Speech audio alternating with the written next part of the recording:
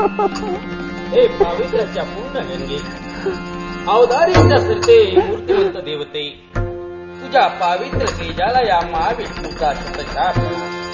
आणि म्हणूनच वृंदे, आज तुझ्या भक्तीवर प्रसन्न होऊन तुझे गेलेले हातपाय मी तुला पुनश्च देतो, पुनश्च देतो.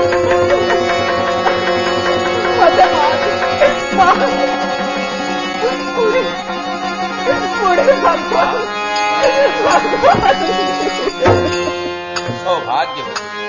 आज शेवटच्या क्षणाला तरी माझी कला निर्माण झाली. माझ्या नवऱ्याला हात पाय तोडलेले मला पुनश्च मिळाले. हा तो फक्त तुझ्यासाठी.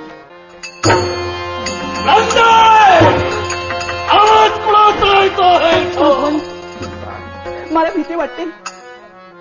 माझ्या नवऱ्याला आपल्या निर्जीव प्रतिमेचे शतशः तुकडे केले, त्याप्रमाणे आपले तुकडे जर त्यांनी केले तर. नाही वृंदे, माझ्या निर्जीव प्रतिमेचे जरी तुकडे केले असतील तरी मूर्त स्वरूपाने मी प्रगट झालोय. माझे तुकडे करणारा या जगात कोणी नाही.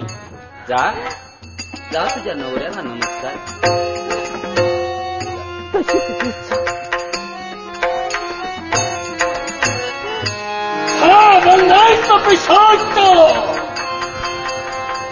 होय, वृंदाईचं पिशाच. मी तर वृंदाईचे हात पाय तोडले आणि हात पाय कसे? हे माझा पिशाच नाही. काय? ज्या वृंदेचे तुम्ही हात पाय तोडले तेच तुमची वृंदा. पुनश्च हात पाय कसे? यालाच म्हणतात देव तारी त्याला कोण मारले. बोलण्याचा अर्थ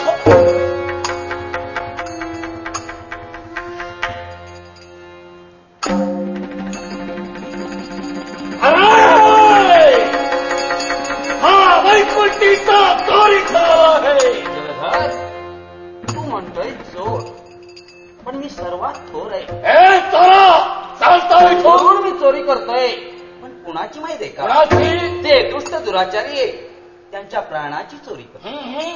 देवा जलधर, वृंदेनं केलेली भक्ती, त्या भक्तीवर प्रसन्न होऊन इथपर्यंत मी आलोय. मला तू बोलविलं नाही. हे सदन आहे ते माझ्या पत्नीचं आहे. आणि त्या अधिकाला मी तुला सांगतो आहे, या माझ्या पत्नीच्या सदनातून चालता हो. जलधर, आणि केव्हा नसतील तर नाहीला चालो तुझ्या तगडीला धरू.